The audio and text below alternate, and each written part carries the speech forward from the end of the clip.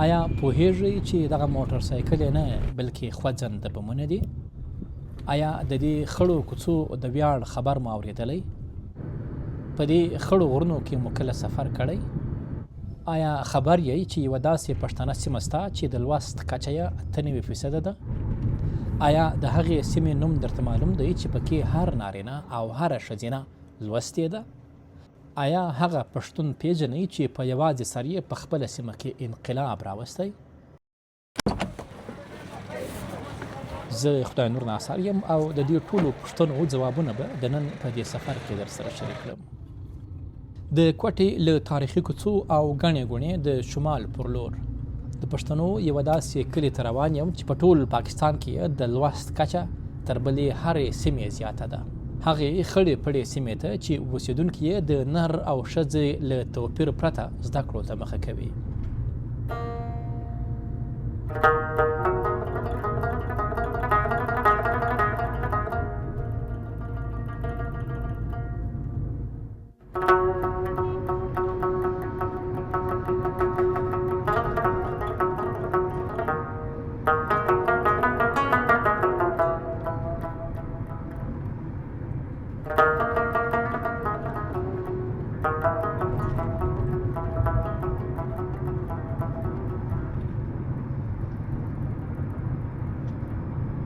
غرمه مهال مې له کوټې سفر پیل کړ او د دې ښار له علمو څلور لارې ایرپورټ روډ او داسې د کوچلاغ له وچو او خړو پړو غرونو تیریږم.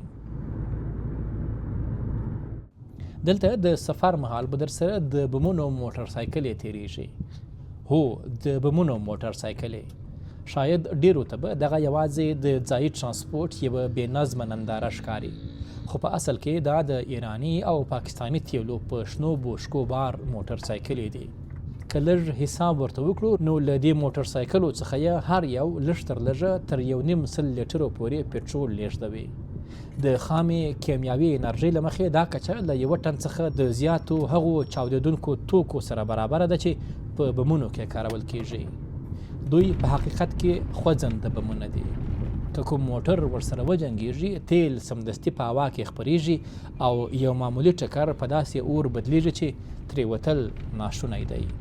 نو هر وخت چې له دغسې سیمو تیریږئ له همدې موټر سایکلي بمونو سره به ډیر پام کوئ.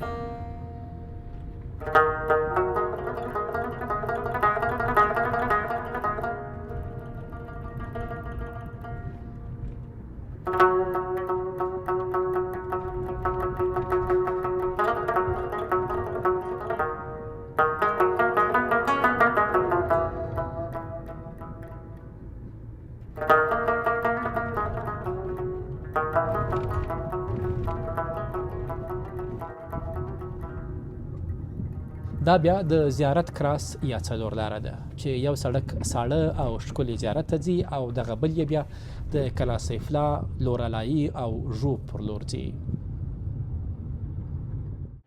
دغه سیمه چې تر ډیره پورې د پرمختګ په نړیوالو خبرو کې شاته پاته بلل کېږي، خو اوسېدونکو یې په خاموشۍ د علم او پوهې یو داسې نظام جوړ کړی چې اوس دغه سیمه او کلی تر ټولو باسواده سیمه یا تر ټولو باسواده کلی بلل کیږي.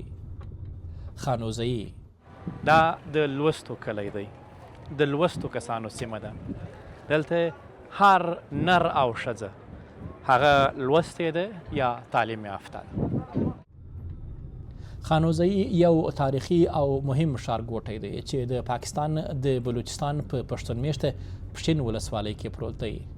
دا ښارګوټی له ایالتي پلازمینې کوټې څخه شاوخوا 80 کیلومتره شمال ته پروت دی او د N50 پر لویه ملي لاره یو خورا مهم مرکز ګڼل کیږي چې کوټه له ژوب او خیبر پښتونخوا سره نښلوي.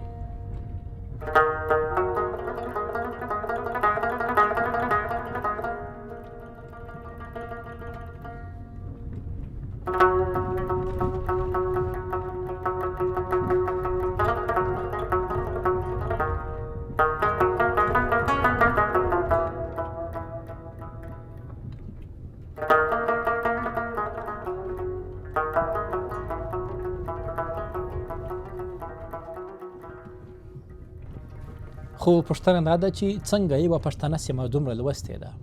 دلته کوم انقلاب راغلی او د دې سیمې وګړیو ولې زده کړو ته مخه کړه؟ د دې ټولو پوښتنو جواب یوازې په یوه نامه کې دی: علامه عبدالعلي اخوندزاده.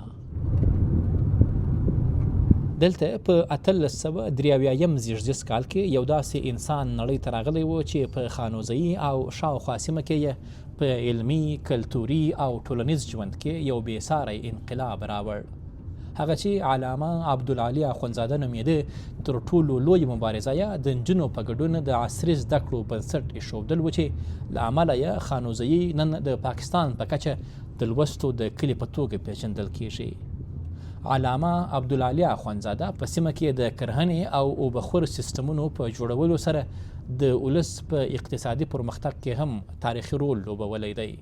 دا د خانوزیي بازار دی او بازار یې تاسو وینئ چې لکه بیل بیل خوراکي توکي لکه څنګه چې په نورو بازارونو کې وي هماغسې دي، خو دغه یو زلمی راسره دی خاص د خانوزیي دی او له ده سره به د خانوزیي په زده کړو په لوست تعلیم باندې خبرې کوو.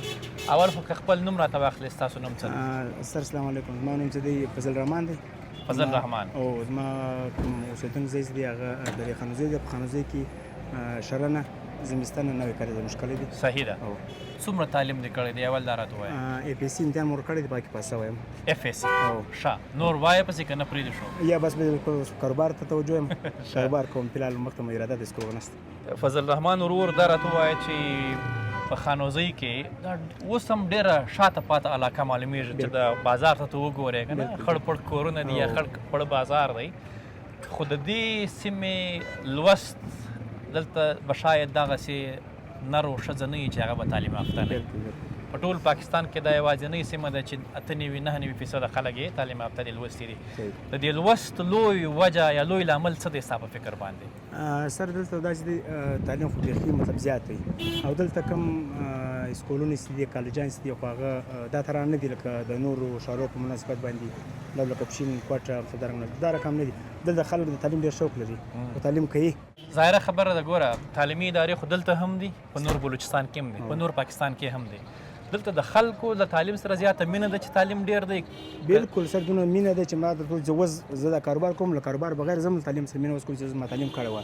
یو فضل رحمان ورور دا راته ووایه چې یو خو په تعلیم کې خانوزیي تر ټولو لومړی سیمه ده چې په هغوی کې د تعلیم ریشو زیاته ده. بل دلته د خلکو روزګار څه دی؟ ته دکاندار یې، د دې ځای اکثریت خلک روزګار څه روزګار کوي؟ سر زموږ اکثر روزګار چې دی زموږ زمینداري ده. مطلب باغ، ځمکې دي او زموږ زمینداري چې ده الحمدلله اوس ډېره ښه ده. خاص کر د دې مجبوري چې ده د اوبو مجبوري ده، اوبه سره کمې دي. دلته یو وچکالي ولا دې باندې مطلب اوس څه برابره شوې ده. موږ کوم زیات کار دارومدار چې دی هغه په زمینداري باندې، که زمینداري زموږ نه وله د زموږ قانون د زموږ کاروبار دا په دې کې بیا نه چلېږي. او په زمینداري کې بیا دلته میوې کومې شتې میوې کېږي؟ یو وخت کې سیب ډېر مشهور اوس هم دی؟ اوس هم سیب شته، په دا کې تور کلو شته، شین کلو شته، امری شته، ګاجه شته، دا طرح نور مطلب خرماني دي او نور بلیک امبر دي، مطلب هر څه پکې. په غرب کې ښارونه لکه فنلینډ، سیټل او واشنګټن د دې لپاره مشهور دي چې هلته د اوسیدونکو اکثریت یې لوستي دي. خو په خانوزیي کې بیا د لوست کچه 98% ده او همداسې آن غربي او پرمختلليو ښارونو ته هم ماتې ورکوي. دغه خړه پړه سیمه خانوزیي په دې سیمه کې داسې ښکاري لکه چې د فنلینډ کوم ښارګوټه یې په دې غرنۍ سیمه کې غورځولی وي. که په غرب کې 100% زده کړې د نر او ښځې لپاره عادي خبره ده، خو په دې سیمه کې بیا دومره اوچته فیصدي بیخي جالب کار دی او د دې ټول ویاړ علامه عبدالعلي اخوندزاده ته ورګرځي.